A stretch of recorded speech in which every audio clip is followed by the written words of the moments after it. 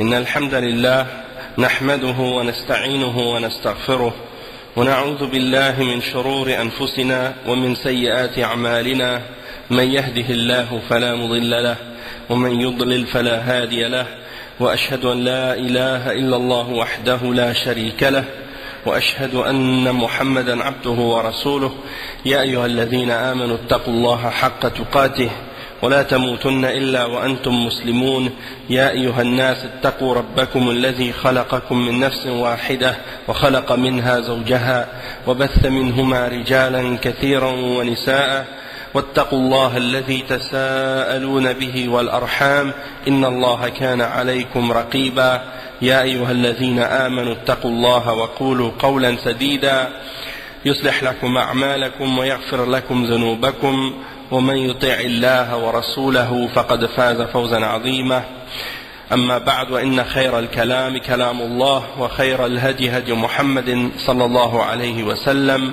وإن شر الأمور محدثاتها وكل محدثة بدعة وكل بدعة ضلالة وكل ضلالة في النار أما بعد. Donc alhamdulillah, il y a un frère qui m'a mentionné qu'il y avait des nouveaux convertis. Donc il m'avait comme si annoncé ça, et que ça aurait été bien de leur faire un rappel ou de leur parler de quelque chose qui a rapport avec les bases de l'islam, comme si pour leur expliquer ces choses-là, puisque ça c'est le plus important, surtout quand quelqu'un est nouveau dans l'islam.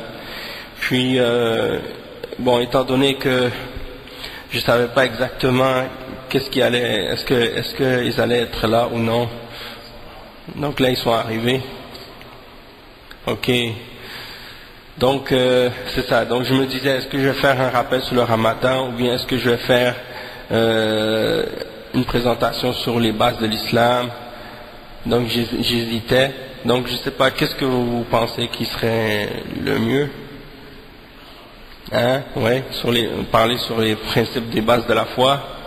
Inch'Allah. Donc, khair, Inch'Allah. Dans ce cas-là, on va faire un rappel sur les bases de la foi dans l'islam. Il y a un cheikh qui a écrit un petit livre en arabe qui est très bénéfique justement par rapport à ce sujet-là. Ça s'appelle Al-Manhaj al-Mukhtasar lid-Dakhilina fil Islam, c'est-à-dire la méthodologie résumée pour ceux qui entrent dans l'islam. Et c'est écrit par le cheikh Abdelaziz Ibn Yahya al-Bura'i, un des chouyours du Yémen. Et c'est un petit livre qu'il a écrit qui est très intéressant, très bénéfique pour quelqu'un qui commence à s'intéresser à l'islam ou qui veut se convertir à l'islam, et pour savoir qu'est-ce qu'il doit faire une fois qu'il s'est converti à l'islam. Donc, il commence par expliquer que lorsque quelqu'un désire entrer dans l'islam, il entre dans l'islam en témoignant et en faisant le témoignage de la ilaha illallah Muhammad Rasulullah, c'est-à-dire que rien ne mérite d'être adoré excepté Allah et que Muhammad est le messager d'Allah. Et le cheikh il dit وَتَكُونُ بِهَذِهِ الشَّهَادَةِ قَدْ دَخَلْتَ فِي الإسلام ولو كنت قبل ذلك من أي ملة إلا إذا كنت من قبل ذلك من أمة عيسى بن مريم عليه الصلاة والسلام فيلزمك أن تقول في شهادتك وأشهد أن لا إله إلا الله وأشهد أن محمدا رسول الله وأن عيسى عبد الله ورسوله. Donc il dit, une fois que tu dis ce témoignage, tu deviens musulman, tu rentres dans l'islam, et donc ça c'est quelque chose qui vient déclarer ta foi en l'unicité d'Allah et en le messager d'Allah, Muhammad sallallahu alayhi wa sallam, peu importe la religion dans laquelle tu étais avant l'islam.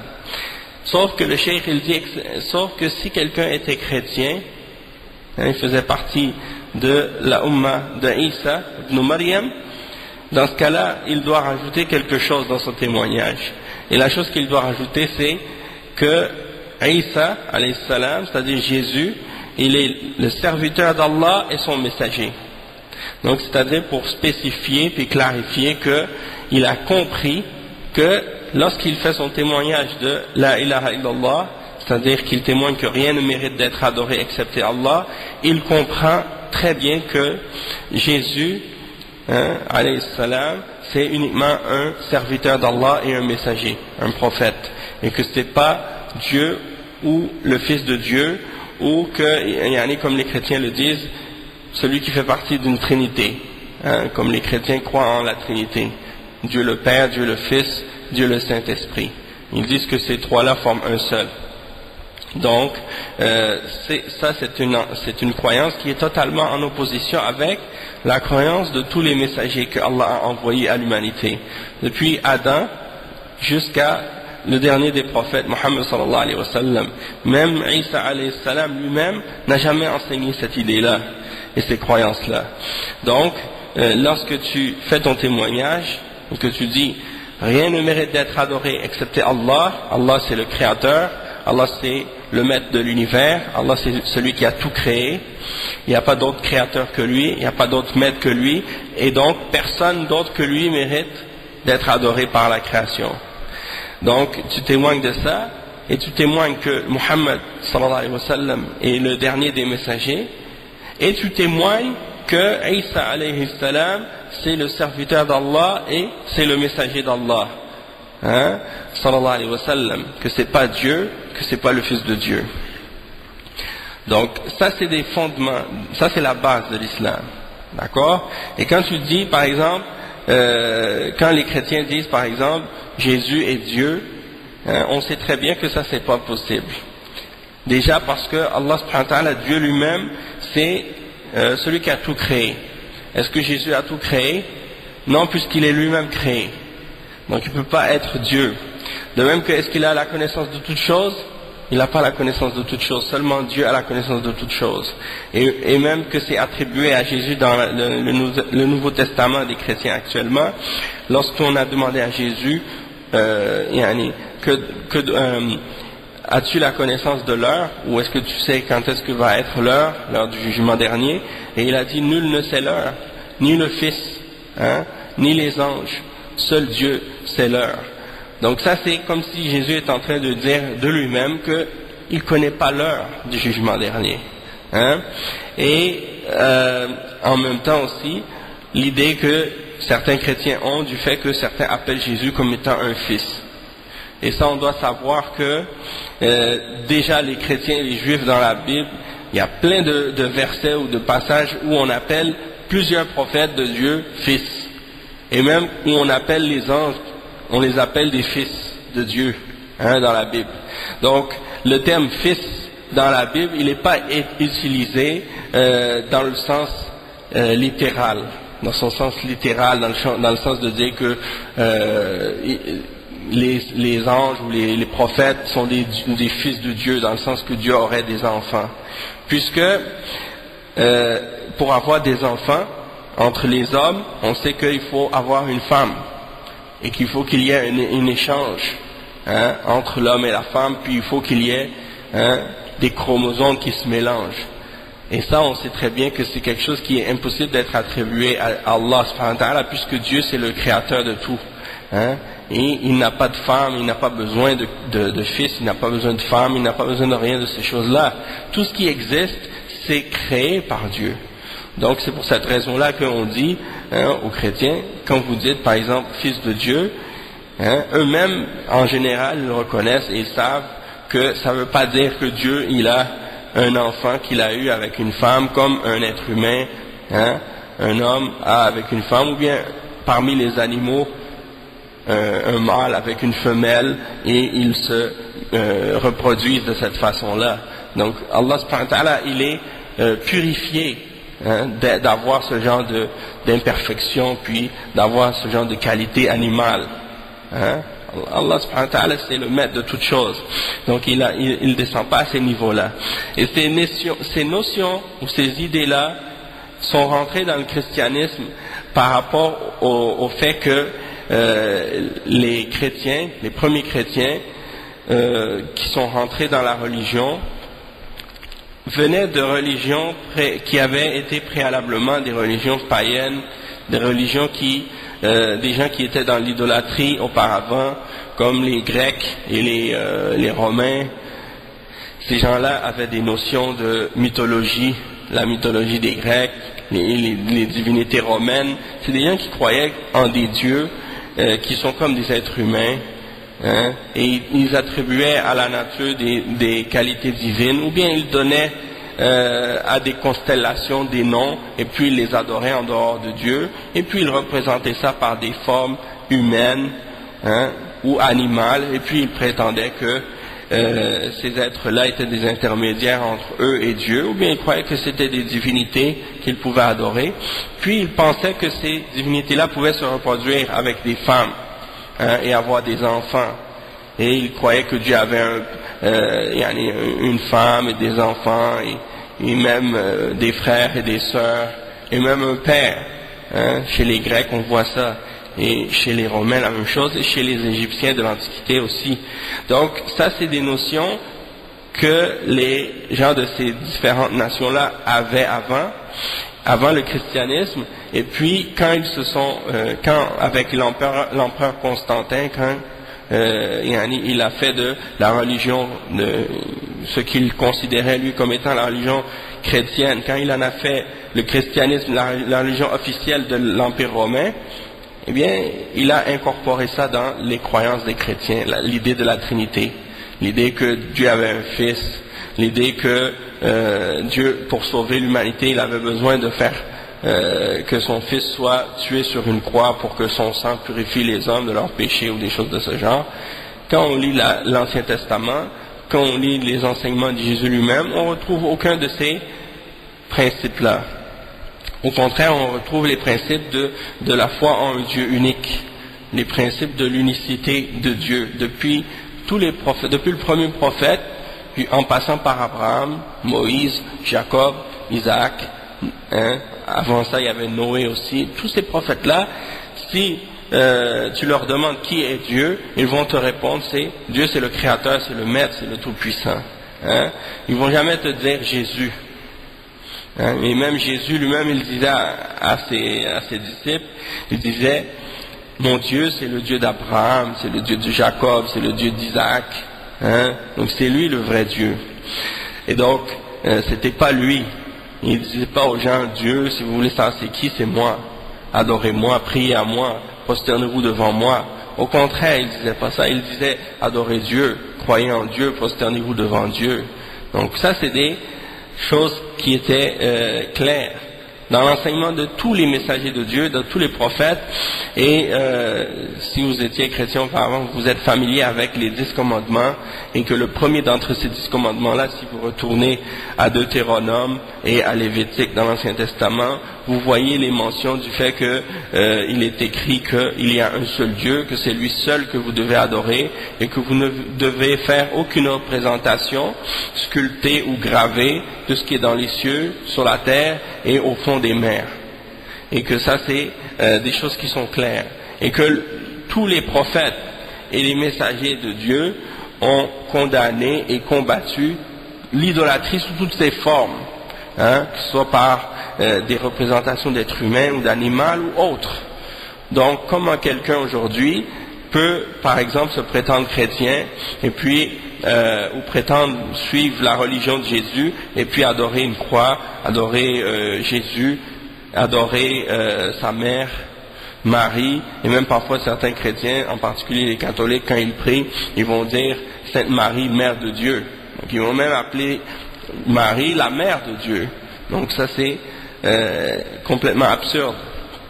Donc ça c'est des exemples de fausses croyances, et sans oublier également les adorations qui sont offertes aux différents saints de l'Église catholique, hein, qui sont représentés par des statues et des images.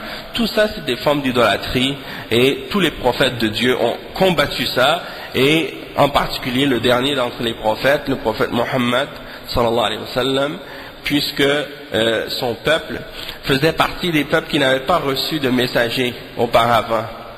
Hein, depuis Abraham, ils n'avaient pas reçu de prophète jusqu'à la venue du prophète Mohammed sallallahu alayhi wa sallam. Et donc c'est pour ça qu'il avait parmi tous les prophètes une des missions les plus difficiles, parce qu'il devait convertir un peuple qui n'ont jamais entendu parler de prophète, qui n'ont jamais entendu parler de l'unicité de Dieu, excepté des siècles et des siècles et des siècles auparavant, et le restant des notions, des connaissances qu'ils avaient de la religion d'Abraham, c'était des choses qui avaient été perdues dans le temps. Et les gens avaient commencé à adorer des statues et des idoles qu'ils avaient rassemblées autour de la Kaaba. La Kaaba, c'est la maison qui avait été construite par Abraham pour l'adoration de Dieu, pour l'adoration du Dieu unique. Les gens avaient perdu cette notion-là de l'unicité de Dieu.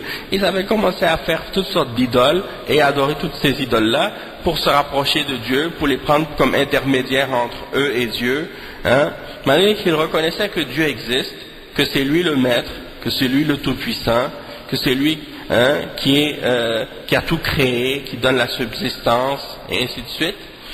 Mais ils prenaient entre eux et Dieu des intermédiaires pour se rapprocher, parce qu'ils se disaient que, étant donné que eux ils étaient des pécheurs, qu'ils avaient beaucoup de péchés, qu'ils avaient beaucoup de faiblesses, qu'ils devaient passer par des êtres parfaits, des êtres pieux, et eux allaient les aider à se rapprocher de Dieu plus, et que à cause de ça, Dieu allait accepter leurs prières plus que si c'était eux-mêmes qui priaient directement à Dieu. Et l'enseignement des prophètes est venu détruire cette compréhension-là ou cette idée-là dans l'esprit des gens pour leur faire savoir que on n'a pas besoin de passer par une créature pour adorer Dieu.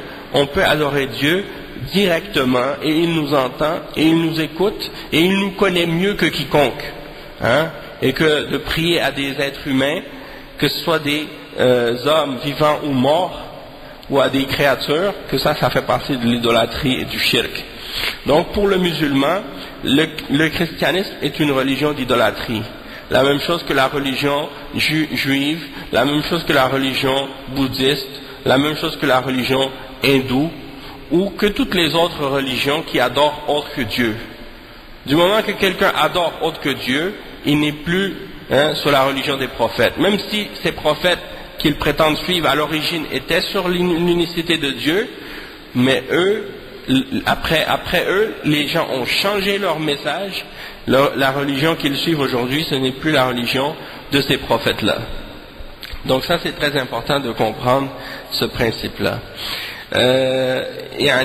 Donc ça, c'est la première chose qu'un musulman doit comprendre et réaliser. Wujub tahqiq at-tawhid, c'est-à-dire l'obligation de réaliser et de concrétiser l'unicité d'Allah, c'est-à-dire le fait qu'on va unifier Dieu dans nos adorations et dans nos prières, dans nos actions, et dans notre croyance également, du fait qu'on doit croire en le tawhid, l'unicité d'Allah.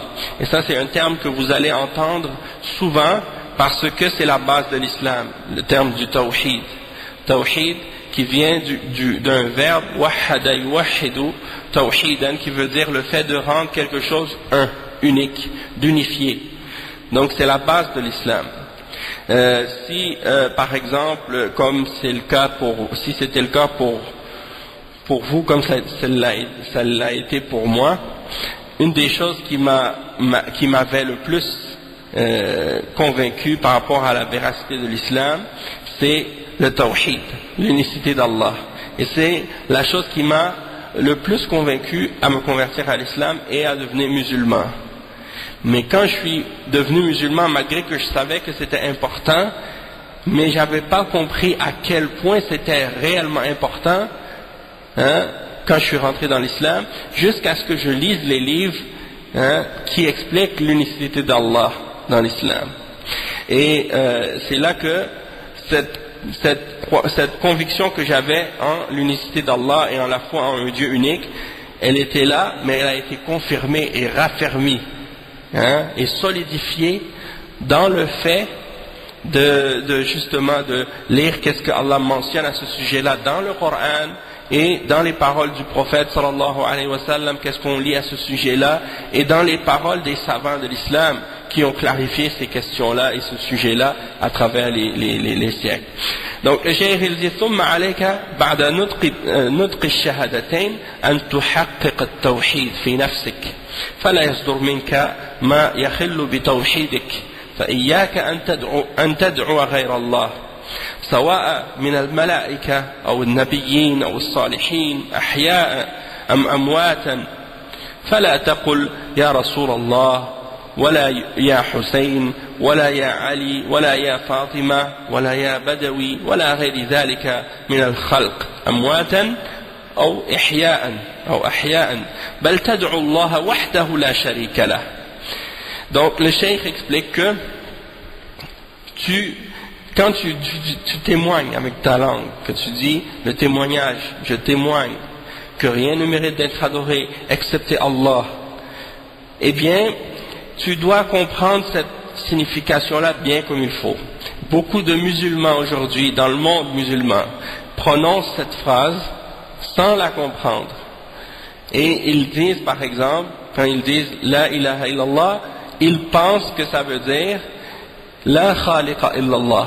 C'est-à-dire, ils pensent que ça veut dire il n'y a pas de créateur excepté Dieu, ou il n'y a pas de pourvoyeur excepté Dieu. C'est une signification qui est vraie, mais qui ne donne pas la vraie signification de ce que signifie le témoignage de la ilaha illallah. Parce que lorsque tu dis il n'y a pas de créateur excepté Allah, ça c'est quelque chose que même les idolâtres disent. Hein? Quand tu demandes à un chrétien, est-ce qu'il y a quelqu'un qui crée autre que Dieu? Il va te dire non. Mais ça ne l'empêche pas d'adorer Jésus ou Marie ou Joseph ou les saints. Hein? Et la même chose pour les juifs, quand ils prient des saints, la même chose. Il y a des saints juifs. Hein? Eux, ils vont à leur tombe et ils les vénèrent. Et ils leur font des prières et ils cherchent leur bénédiction. Et même dans les pays musulmans, il y a des endroits où vous allez voir, je peux dire même la majorité, presque dans tous les pays musulmans, et même dans chaque grande ville, parmi les villes des pays musulmans, et même dans les villages parfois, ils ont dans ce village-là une mosquée ou un mausolée ou une oratoire ou un endroit qui a été construit au-dessus d'une tombe d'un homme qu'ils considèrent comme étant pieux, et ils vont à cette tombe-là pour lui demander la bénédiction, pour lui demander la guérison, pour lui demander de les aider dans les choses de la vie, pour avoir un travail, pour avoir de l'argent. Si une femme ne peut pas avoir des enfants, elle va aller voir le saint ou la tombe pour aller demander pour qu'elle puisse être enceinte, pour avoir un enfant. Tout ça, c'est des exemples, des choses que vous trouvez dans les pays musulmans, et que ce sont des gens qui répètent continuellement et régulièrement le témoignage de la foi de l'islam, que rien ne mérite d'être adoré excepté Allah, et malgré ça, étant donné qu'ils ne l'ont pas compris, eh bien ils continuent à faire ce genre de choses-là, qui sont des formes d'idolâtrie. Et je vous dirais même que, peut-être que ça c'est quelque chose, quand tu deviens musulman, tu ne peux même pas concevoir ou imaginer que ça se passe, mais c'est des choses qui sont réelles, malheureusement.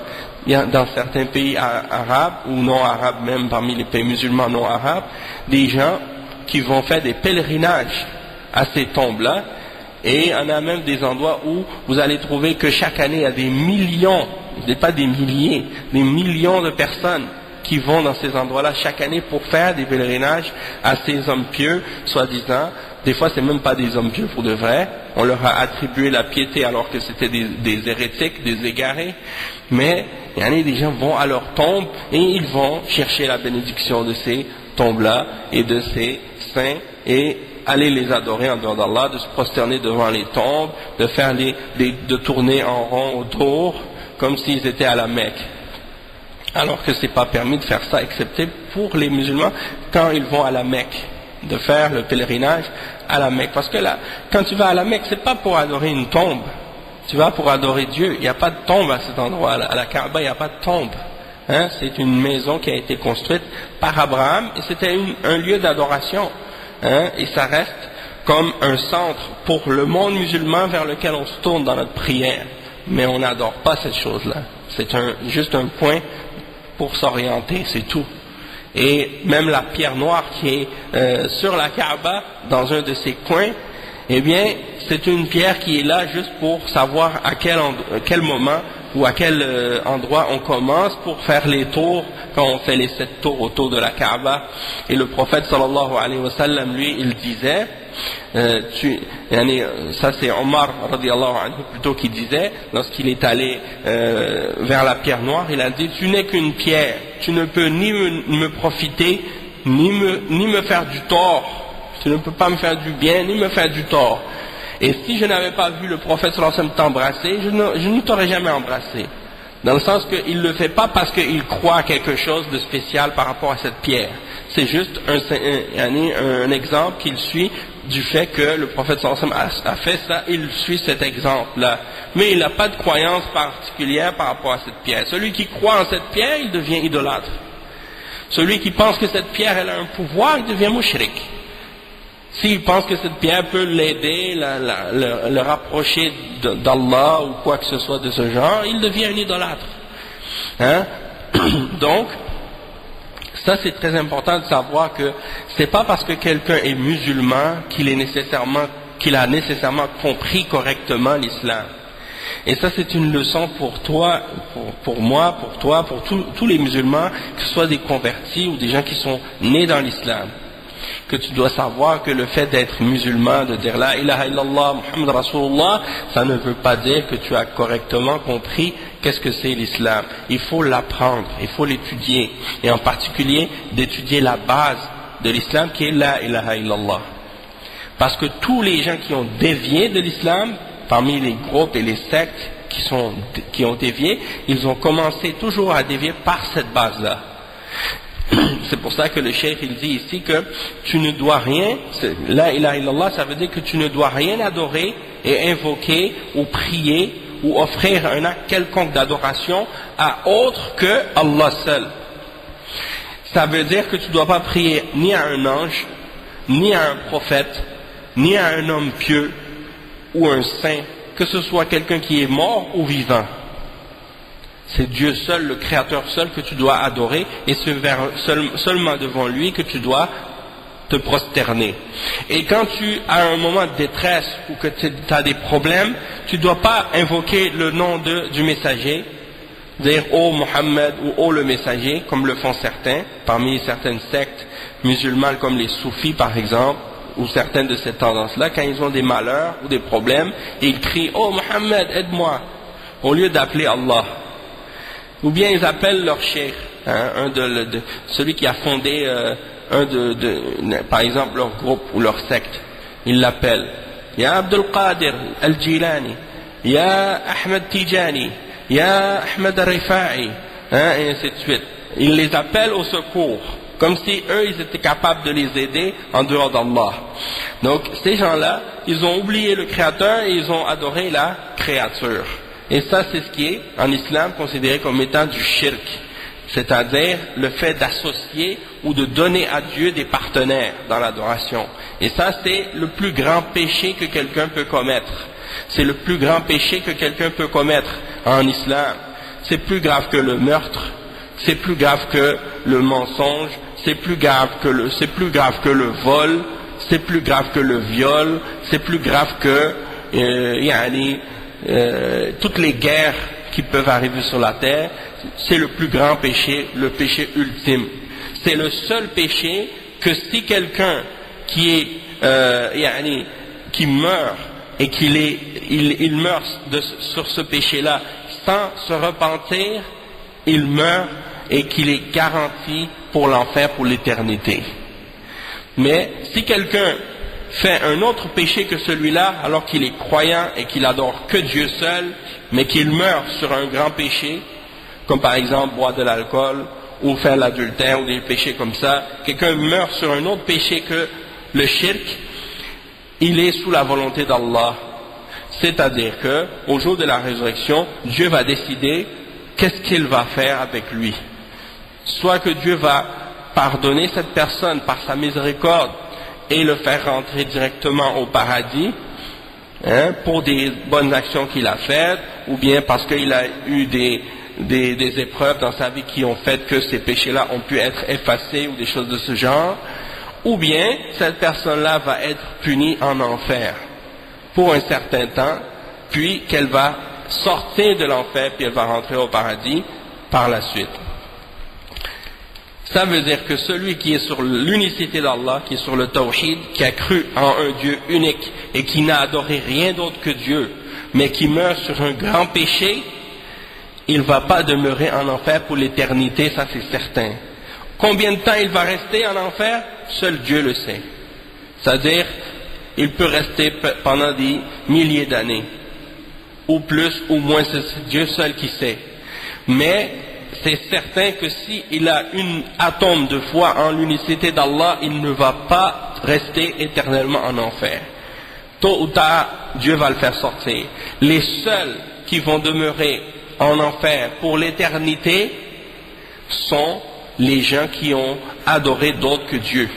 Même s'ils n'avaient fait aucun péché autre, même s'ils avaient fait aucune autre, même s'ils avaient fait toutes les bonnes actions et qu'ils étaient les meilleurs hommes du monde, ils n'ont pas volé personne, ils n'ont pas tué à personne, ils n'ont pas menti, mais ils ont commis l'idolâtrie et le shirk, ils vont être en enfer pour l'éternité, parce qu'ils n'ont pas établi la base pour laquelle Allah les avait créés.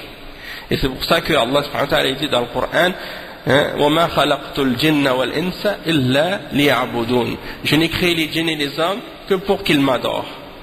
Dieu nous a créés pour l'adoration. Et toi tu adores d'autres que lui? Dieu t'a donné la vie. Toi tu jouis de cette vie-là et tu remercies autre que lui. Dieu t'a donné la subsistance et la nourriture. Et tout ce que tu as, c'est lui qui te l'a donné. La vue, l'ouïe, la raison, le cœur. Tout ça, il te l'a donné. Toi, tu le prends puis tu remercies d'autres que lui pour ça. Et allez, c'est le comble de l'ingratitude. Il n'y a pas d'ingratitude plus grande que cette ingratitude-là. Hein? Et c'est pour ça donc que c'est considéré comme le plus grand de tous les péchés et la plus grande corruption de toutes les corruptions et la plus grande injustice de toutes les injustices. Allah subhanahu wa ta'ala dit Inna shirka la dhulmun azim. Le shirk, le fait d'associer d'autres que Allah dans l'adoration, ça c'est la plus grande forme d'injustice que quelqu'un peut commettre.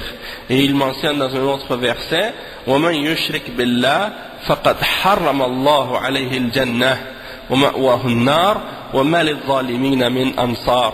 C'est-à-dire celui qui est associé avec Allah dans l'adoration, et qui adore d'autres que lui ou d'autres avec lui, eh bien il lui est interdit d'entrer au paradis et sa destination sera l'enfer, et pour les injustes il n'y aura pas de secoureur. Donc ça c'est des exemples de paroles d'Allah dans le Coran qui mentionne qu'il n'y a pas pire péché que celui-là, et également un verset dans lequel Allah dit Inna Allah la yaghfiru an yushraka bih wa yaghfiru ma duna dhalika liman yasha. C'est-à-dire Allah ne pardonne pas qu'on fasse le shirk avec lui, c'est-à-dire qu'on associe quelqu'un avec lui dans l'adoration, mais il pardonne tout autre péché qui est moindre à qui il veut. Il pardonne tout autre péché qui est moindre à qui il veut. Donc ça veut dire que les autres péchés sont quand même des graves péchés, c'est-à-dire il ne faut pas penser que lorsqu'on dit que le plus grand péché c'est le shirk et que les autres péchés peuvent tous être pardonnés par la permission d'Allah, que ça c'est une porte ouverte pour faire des péchés. Non. Parce que même si ces péchés-là que tu fais, ça ne va pas nécessairement annuler ton tawhid et ta foi en l'unicité d'Allah, mais ça peut l'affaiblir et la diminuer ta foi, et l'affecter, et t'amener à la longue à tomber dans la mécréance. Donc c'est pour ça qu'il ne faut pas prendre ça à la légère et dire c'est pas grave, le plus grand péché c'est le shirk, donc je peux faire tous les péchés, peu importe, je vais quand même aller au paradis. Puisque tu ne sais pas. C'est pour ça que Allah subhanahu wa ta'ala dit وَيَغْفِرُ مَا دُونَ ذَلِكَ لِمَنْ يَشَاءُ. Il pardonne tout autre péché qui est moindre que ça à qui il veut. Peut-être qu'il ne va pas te pardonner. Donc c'est pour ça que il faut toujours rester sur la crainte de Dieu, la piété, et entre la crainte et l'espoir en la miséricorde. Entre la crainte du châtiment et l'espoir en la miséricorde d'Allah. il y en a parmi les gens, comme je disais, parmi ceux qui se disent musulmans, et qui disent la ilaha illallah, Muhammad Rasulullah, et qui prient 5 fois par jour, et qui font le jeûne, et qui font le hajj, qui font les principes de l'islam, des gens qui, quand ils ont un problème, ils appellent le prophète Muhammad sallallahu alayhi wa sallam. Ils le prient, ils l'appellent au secours. Ou bien ils appellent un des petits-fils de du prophète sallallahu alayhi wa sallam, son petit-fils Hussein. Et ça en particulier chez les chiites.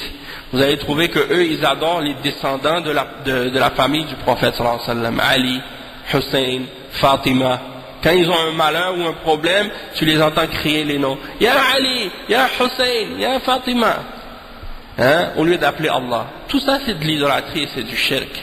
Et c'est pour ça que d'établir la foi en l'unicité d'Allah, c'est la base de l'islam. La base de l'islam, c'est pas de faire les 5 prières par jour.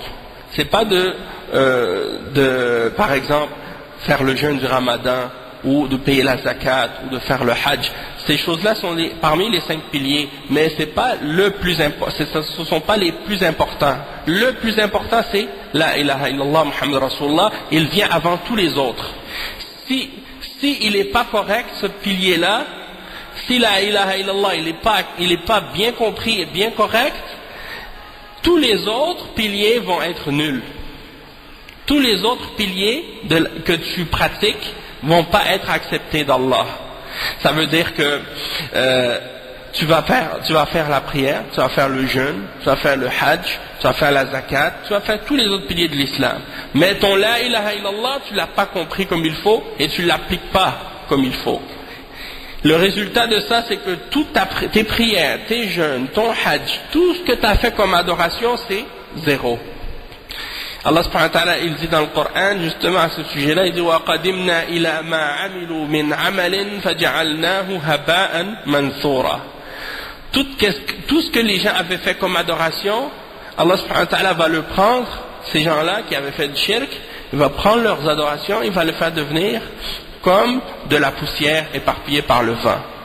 Ça veut dire que leurs œuvres, elles ne vaudront plus rien, elles n'auront plus de valeur. Comme Allah subhanahu wa ta'ala dit, وَمَنْ يُشْرِكْ بِاللَّهِ فَقَدْ حَبِطَ عَمَلُهُ. Celui qui fait le shirk avec Allah, qui associe avec Allah dans l'adoration, son œuvre, elle est vaine, elle devient vaine, nulle, sans aucune valeur. وَهُوَ فِي الْآخِرَةِ مِنَ الْخَاسِرِينَ. Et dans l'au-delà, il sera parmi les perdants. Donc, c'est-à-dire que c'est pas la quantité d'œuvres qui va faire que tu vas être sauvé, mais c'est que ces actions-là que tu fais sont basées sur une foi qui est correcte, une croyance qui est pure, une intention qui est sincère. Ça, c'est fondamental. Si dans ton adoration, il y a de l'idolâtrie, ou il y a du shirk, ou il y a une adoration autre que Dieu dedans, tout ce que tu fais, pas seulement cette adoration-là, toutes les autres adorations que tu fais sont vaines. Parce que le shirk annule toutes les œuvres, sans exception. D'accord? Donc ces gens-là, ils se disent musulmans, comme vous voyez les chiites, par exemple en Iran ou ailleurs, en Palestine, en Syrie ou au Pakistan ou ailleurs en Inde, il y a des sectes comme la secte des chiites, les Rafida. Quand ils ont des malheurs, ils appellent ces gens-là. Ali, Fatima, radiyallahu anhum, c'est des sahaba, on les aime pour Allah parce que c'est des compagnons du prophète sallallahu alayhi wa sallam, on les aime, mais on ne doit pas les aimer au point de les faire comme si c'était des dieux, ou qu'on commence à les adorer, comme les chrétiens, c'est la même chose, ils aimaient tellement Jésus, qu'ils l'ont élevé, au point qu'ils en ont fait une divinité, et ils ont oublié d'adorer Dieu seul, ils ont adoré Jésus à la place. Ils ont adoré Jésus au lieu d'adorer Dieu. Et souvent les chrétiens, ils te voient et disent, Jésus a dit, je suis le chemin et la vie, nul ne va au Père que par moi. Nul ne va au Père que par moi. Et donc ils pensent qu'en disant ça, ça y est, ils ont trouvé l'argument pour prouver que il faut prendre Jésus pour Dieu, il faut adorer Jésus. Et tout le monde sait que le chemin, c'est pas ton objectif, c'est le chemin, c'est la voie par laquelle tu arrives à ton objectif. Et donc, c'est pour ça qu'on dit aux gens, tu dois suivre l'exemple des prophètes, mais tu ne dois pas prendre le prophète comme un but dans ton adoration. Le prophète, il te montre comment adorer, comment plaire à Dieu, comment arriver à Dieu en suivant son exemple. Mais si toi tu laisses Dieu de côté et tu commences à adorer le prophète, alors là tu n'as pas suivi son exemple, tu n'as pas suivi son modèle, hein? Et donc tu t'es complètement égaré, tu n'as pas fait ce que le prophète voulait de toi. D'accord? Donc tu veux aller à Dieu. Si tu étais à l'époque de Moïse, tu veux adorer Dieu, tu adores Dieu, Allah subhanahu wa ta'ala, selon l'exemple de Moussa alayhi salam, l'exemple de Moïse. Si tu es à l'époque de Isa, à l'époque de Jésus, tu veux adorer Dieu, tu adores Dieu selon l'exemple de Jésus, l'exemple de Isa. Et là maintenant, l'époque de Isa, elle est terminée avec la venue du prophète Mohammed sallallahu alayhi wa sallam. Tu veux adorer Dieu, tu ne peux pas adorer Dieu par un exemple autre que l'exemple du prophète Mohammed sallallahu alayhi wa sallam. Sinon ton adoration ne sera pas acceptée. Donc, c'est de bien comprendre ce que signifie de suivre les messagers. C'est-à-dire, tu prends leur exemple, mais pas que tu les adores eux, ou leur famille, comme le font par exemple ces gens-là comme les chiites, ou bien d'autres personnes comme les soufis, ils adorent par exemple des saints comme Al-Badawi ou Abdul Qadir Al-Jilani ou d'autres. Et par exemple Al-Badawi, c'est un saint soi-disant, parce que dans l'islam il n'y a pas cette notion de saint comme chez les chrétiens. Ça c'est quelque chose qui est innové, qui fait partie des innovations, des choses que les gens ont inventées. Ils ont copié ça sur le christianisme, ils ont ramené ça dans l'islam, ça ne fait pas partie de l'islam. Hein? Mais ça c'est une secte comme ça qui s'appelle les soufis, et eux c'est ça ce qu'ils font, ils copient sur les chrétiens, les juifs, les hindous, les bouddhistes, et ils ramènent ces choses-là dans l'islam, puis ils présentent ça comme si c'était l'islam. Et donc c'est une des sectes d'égarement, parmi les sectes d'égarement. Et bien eux ils adorent un homme qu'ils prétendent être un saint, et il s'appelle Al-Badawi par exemple. Ça c'est un des saints qu'ils adorent. Et il est enterré dans une ville qui s'appelle Tanta en Égypte. Et à chaque année il y a comme 3 millions de gens qui vont à sa tombe pour lui demander des faveurs, des bénédictions, des choses de ce genre. Hein? Donc ça c'est des exemples de shirk aussi. Et tout ça c'est interdit, puisque dans l'islam tu dois adorer seulement le Créateur. Tu n'as pas le droit d'adorer la créature, ou de passer par la créature pour adorer le Créateur. Tu adores directement Allah subhanahu wa ta'ala. Donc le cheikh il dit que également tu dois pas, il dit كذلك لا تسبح لغير الله ولا تحلف بغير الله ولا تلجأ في أمورك كلها إلا إلى الله فهو الذي بيده كل شيء. قال تعالى مخاطبا نبيه محمد صلى الله عليه وسلم قل لا أملك لنفسي نفعا ولا ضرا إلا ما شاء الله. فإذا كان الرسول صلى الله عليه وسلم لا يملك لنفسه نفعا ولا ضرا وهو حي من باب أولى أنه لا يملك لغيره نفعا أو ضرا وهو ميت. Donc le cheikh il explique ici que c'est pas seulement la prière que tu dois pas offrir à un mort ou à un vivant. Même les autres formes d'adoration, comme par exemple le fait de faire un sacrifice ou une offrande pour Allah, tu dois le faire uniquement pour Allah et pas le faire pour une créature. Si tu sacrifies un animal pour une créature, pour un homme pieux, une tombe, une croix, une statue, une idole, ou pour un djinn, peut-être que vous n'avez pas entendu parler des djinns.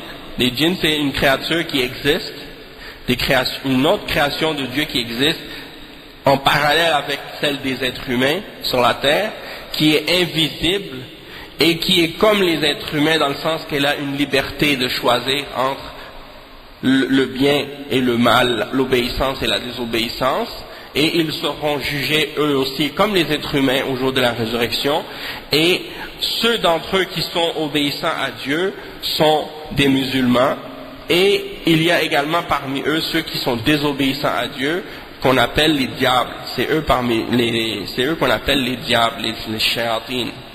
Et le diable, celui qu'on appelle le diable, même chez les chrétiens, chez les juifs, c'est le premier d'entre eux, c'était Iblis, qui s'appelait Iblis.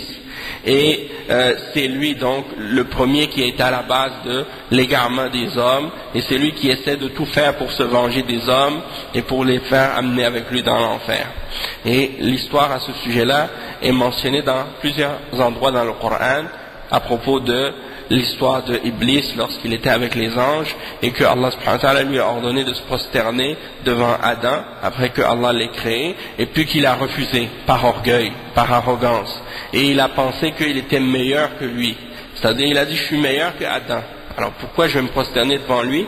Moi je suis fait de feu, l'origine de ma création c'est le feu, tandis que l'origine de la création de Adam c'est la terre, et la terre est pas meilleure que le feu est meilleur. Donc je ne peux pas me prosterner devant quelqu'un qui crée de terre à l'origine. Il s'est pensé meilleur que Adam, et par arrogance et orgueil, il a refusé de se soumettre à l'ordre de Dieu. Et à cause de ça, Dieu l'a maudit, et donc il l'a puni, et il l'a chassé. Et à cause de ça, Iblis, alayhi la'natullah, il veut se venger des êtres humains. Et il veut en amener le plus possible avec lui dans l'enfer. D'accord? Et il a juré qu'il allait essayer par tous les moyens d'égarer les fils d'Adam. Et d'amener le plus des fils d'Adam dans l'enfer avec lui. Donc, il y en a parmi les êtres humains qui adorent les djinns. Et tout ce que vous avez entendu, comme par exemple de la magie, la sorcellerie, le vaudou, ou toutes ces autres affaires-là, c'est par rapport à des êtres humains qui rentrent en contact avec des djinns et qui échangent des faveurs avec eux, et ils font des sacrilèges en échange de certains services des djinns. Et c'est ça en fait, tout ce que vous entendez parler de magie, de sorcellerie, de toutes ces choses-là, ça a rapport avec le travail des djinns en fait. Et ça c'est du shirk et c'est du kufr, ça aussi.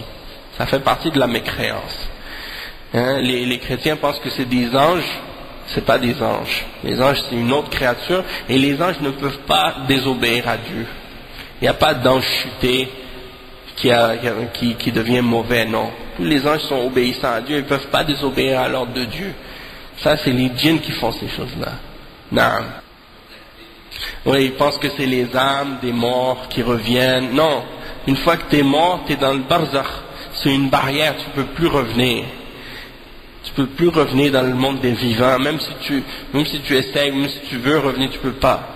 Le seul moment que le mort va revenir à la vie, c'est au jour de la résurrection. Quand Allah va refaire revivre les corps et qu'il va remettre les âmes dans chacun de ces corps-là, excepté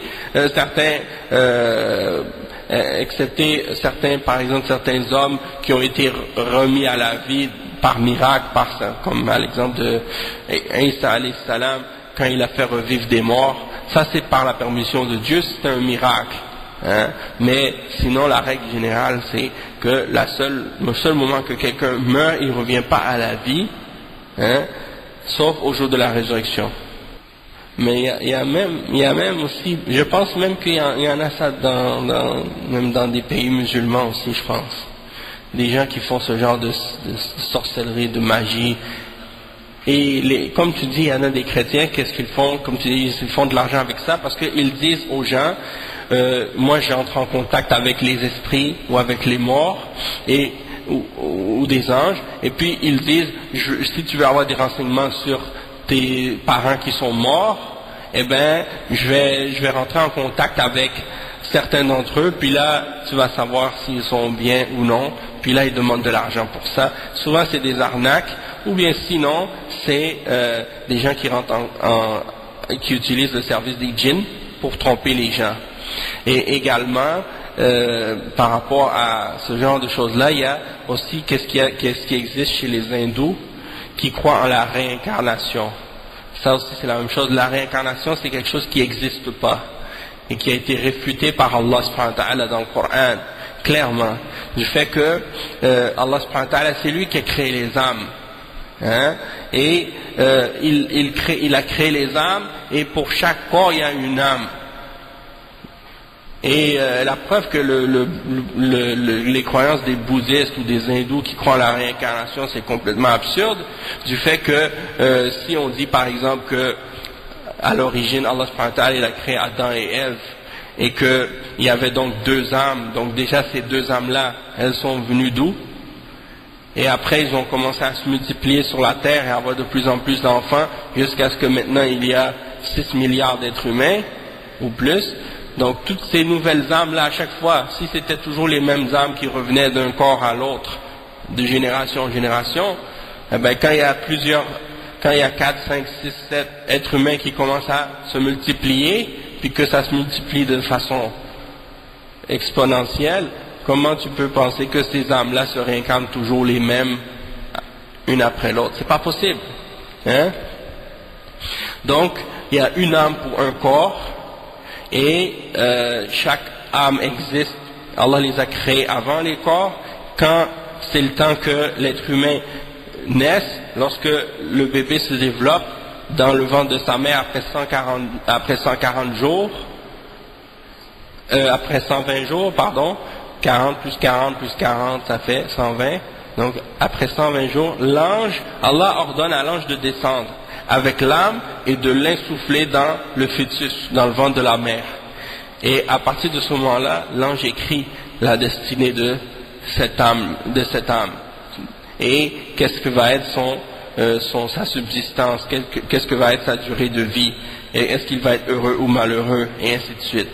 Et là, après ça, il naît. Mais il n'y a pas de réincarnation. Quand tu meurs, les anges viennent, ils prennent ton âme, hein, et au jour de la résurrection, quand l'ange va souffler dans la trompe et que toutes les âmes vont être renvoyées à leur corps, Allah va faire revivre les corps et puis les âmes vont toutes retourner chacune d'elles au corps de son propriétaire. Hein? Il n'y a pas d'âme qui va d'une personne à l'autre, la même âme qui se promène pour plusieurs personnes ou des choses comme ça. Ça c'est rejeté, hein, c'est faux. Et c'est contraire à la logique et c'est contraire aussi à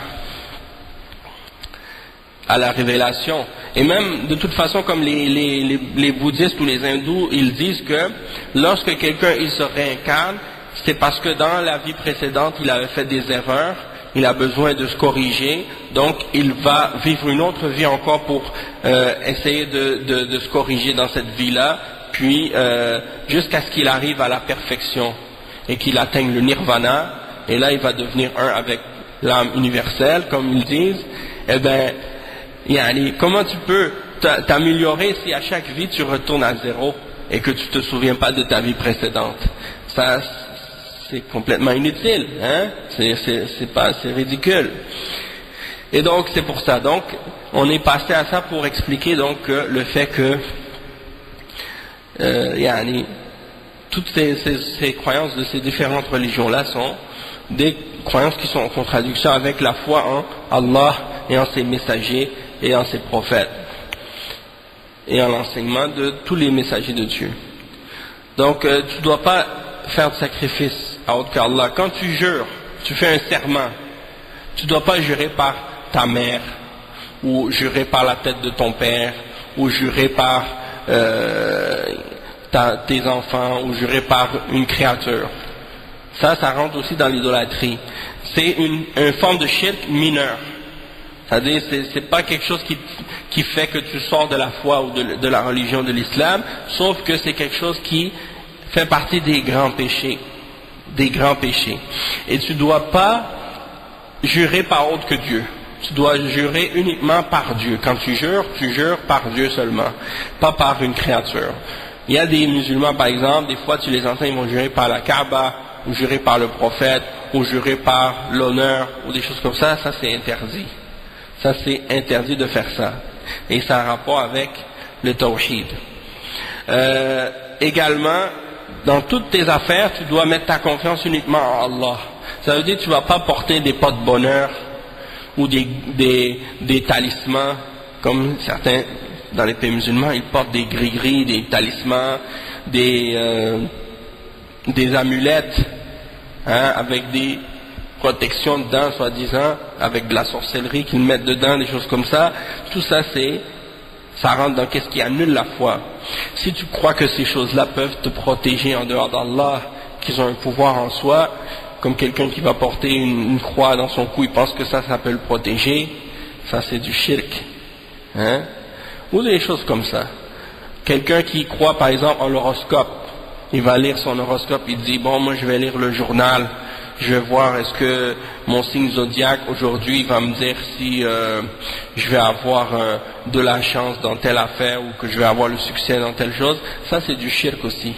Parce que les gens qui font l'horoscope et qui se basent sur l'astrologie, c'est des gens, soit que ce sont des purs menteurs, ou que ce soit des gens qui se basent aussi avec, encore une fois, avec l'aide des djinns. Ou les voyants, les médiums, les gens qui donnent la bonne aventure, tout ça, ça rentre dans cette catégorie-là aussi, de choses qui sont en opposition avec le tawhid.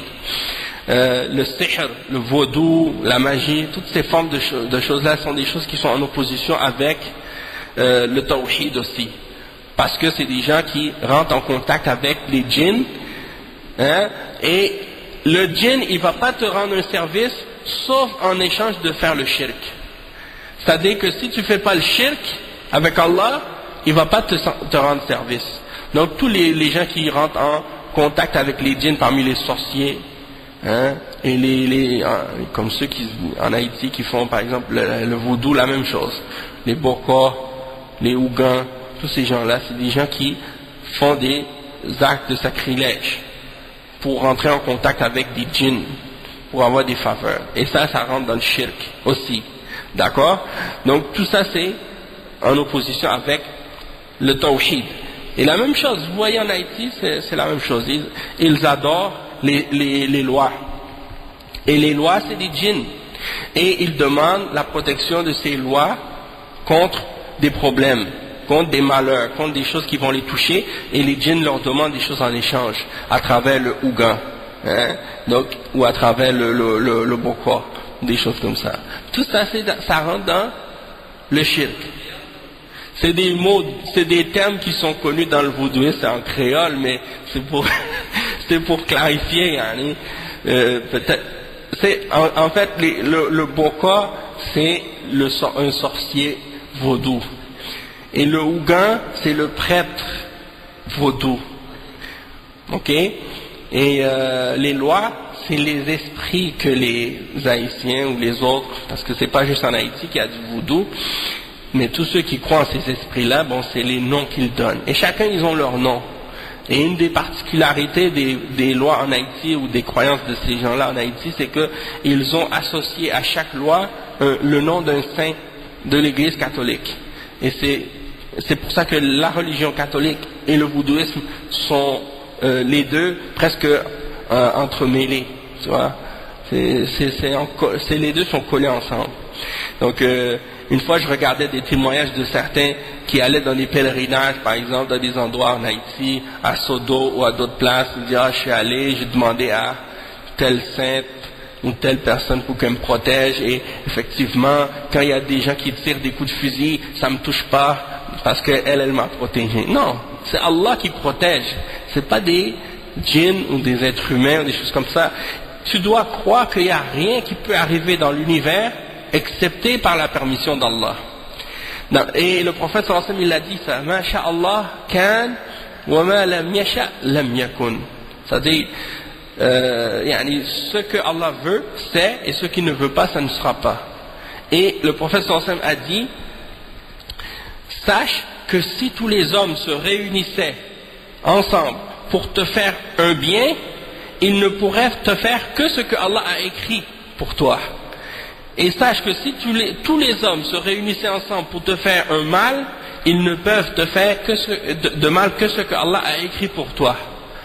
Donc ça veut dire que tu dois avoir confiance en ça et être convaincu de ça, que tout ce qui existe dans l'univers, c'est Allah qui l'a créé, c'est Allah qui l'a voulu, Allah l'a écrit, hein, et il n'y a rien qui peut se produire dans l'univers sans la volonté d'Allah et sans la permission d'Allah. Et Allah a tout créé dans l'univers, que ce soit bien ou mal.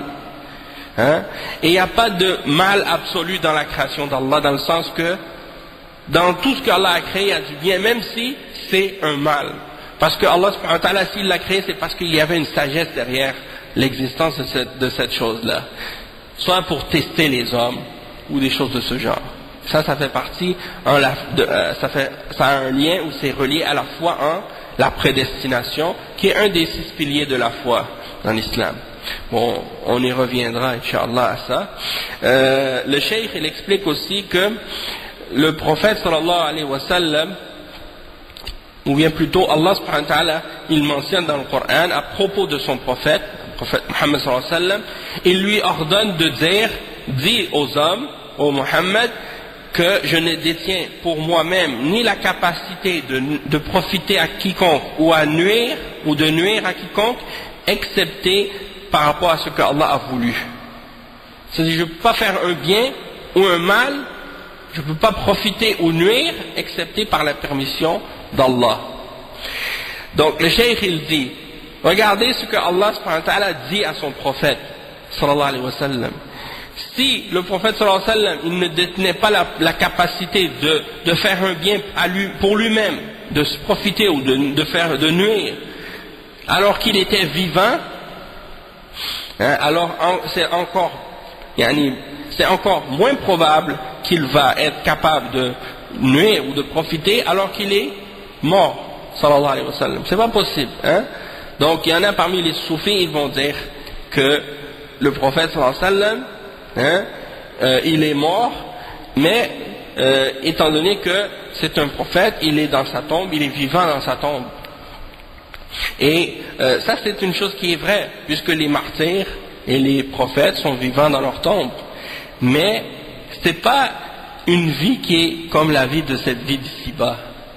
C'est une vie qui est particulière à cette dimension ou à cette réalité-là qui est après la mort. On ne peut pas comparer ça à la vie d'ici-bas. Donc eux, ils pensent qu'à cause de ça, ils peuvent demander aux prophètes de les aider ou leur demander quelque chose. Les Sahaba, ils n'ont jamais fait ça. Les compagnons du prophète Mohammed, sallallahu alayhi wa sallam, quand le prophète Mohammed sallallahu alayhi wa sallam est mort, quand ils avaient un problème, ils ne sont jamais allés à la tombe du prophète sallallahu alayhi wa sallam pour demander au prophète sallallahu alayhi wa sallam, est-ce qu'on doit faire ça de telle façon? Est-ce qu'on doit faire ça? Est-ce que c'est comme ça qu'il faut faire? Est-ce que c'est pas comme ça? Jamais. Parce qu'ils savent que le prophète sallallahu alayhi wa sallam, il est mort. Mais quand on dit qu'il est vivant dans sa tombe, c'est une vie, on appelle ça une al-hayatul barzakhiyya, la vie du barzakh. Et cette vie-là, c'est pas une vie qui est comparable à cette vie d'ici-bas, et elle n'est pas régie par les mêmes règles et les mêmes lois que la vie d'ici-bas. Donc, toi, va pas demander à un mort ou à un homme pieux ou à un saint de t'aider ou de te sauver, puisque lui-même, il ne peut rien faire pour sa propre personne, une fois qu'il est mort. Demande à Allah si tu veux demander quelque chose, pas à sa créature. Ensuite, le cheikh, donc, il dit, ça c'est notre croyance et notre foi par rapport à ça. Que personne ne peut nous aider ou nous nuire, profiter ou nous venir en bien, nous faire un bien quelconque ou nous nuire, excepté par la permission d'Allah.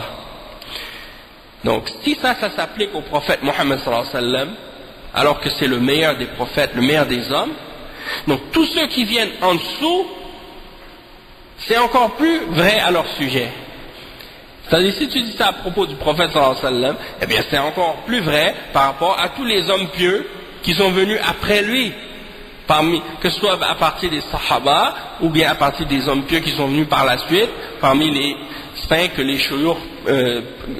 les soufis prétendent être des hommes pieux, eh bien eux ils peuvent encore moins vous aider et vous nuire ou vous profiter que le prophète Mohammed sallallahu alayhi wa sallam. Donc eux ils disent, vous avez aucun respect pour le prophète sallallahu alayhi wa sallam, vous dites qu'il ne peut pas vous aider, vous dites qu'il ne peut pas vous profiter ou vous nuire. Tu leur dis, nous on ne dit pas ça pour manquer de respect envers le prophète Mohammed sallallahu alayhi wa sallam, au contraire, c'est parce qu'on le respecte et parce qu'on l'aime qu'on ne veut pas tomber dans l'exagération à son sujet comme vous et de tomber dans l'idolâtrie à son sujet, commencer à l'élever à un niveau plus haut que celui dans lequel Allah l'a placé. Parce que ça c'est un manque plus grand de respect encore. D'agir comme ça, c'est un manque de respect premièrement envers Allah subhanahu wa ta'ala, parce que tu mets une créature au niveau de Dieu, et ça c'est interdit, et en même temps un manque de respect envers le prophète Mohammed sallallahu alayhi wa sallam du fait que tu contredis son ordre. Hein? Donc ça c'est un exemple, et donc ça c'est un petit résumé par rapport à gagner qu'est-ce qui a rapport avec le fait de témoigner et de dire la ilaha illallah. C'est pas tout ce qu'il y a à dire à ce sujet-là, mais c'est juste une introduction pour vous faire comprendre comment c'est important ce sujet-là dans l'islam. On a fait avec les frères dans les années passées des cours sur le tawhid. On a expliqué un livre, Kitab al-Tawhid, le Sharh de Cheikh Al-Fawzan. Mukhtar il était là, d'autres frères ils étaient là aussi. On a fait 154 cours. On a fait Al-Irshad en 75 cours, mais on a fait aussi Al-I'anatul Mustafid, le Sharh de Kitab al-Tawhid de Cheikh Al-Fawzan, en 154 cours. Donc ça veut dire que c'est un sujet qui est très vaste, très élaboré. Là on en a parlé juste en surface, donc c'est juste pour faire une intro, Inch'Allah. Par rapport à la suite et au reste, Inch'Allah on aura le temps d'y revenir puis d'expliquer peut-être demain, Inch'Allah si vous venez demain, on parlera des piliers de la foi, des autres piliers de la foi puis des autres points qui ont rapport avec ces choses-là, Inch'Allah. Donc on va s'arrêter ici. Subhanakallah wa bihamdik, ashhadu an la ilaha illa ant, astaghfiruka wa atubu ilayk. Wa sallallahu wa sallam ala nabiyyina Muhammad wa ala alihi wa sahbihi ajma'in.